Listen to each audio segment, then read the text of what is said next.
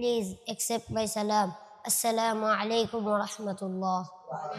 All praise is due to Allah, the Almighty, the Most Merciful.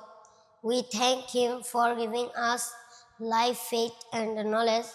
Peace and blessings be upon our beloved Prophet Muhammad Sallallahu Alaihi Wasallam, who showed us the right path and taught us good manner and kindness.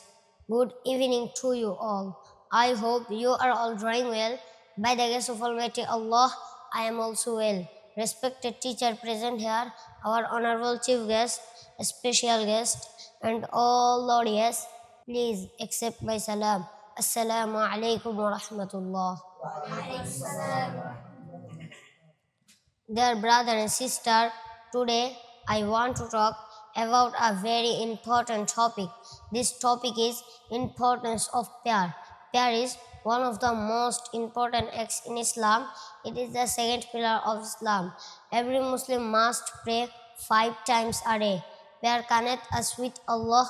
When we pray, we talk to Allah. Prayer teaches us discipline. It teaches us to be punctual. We pray Fajr early in the morning.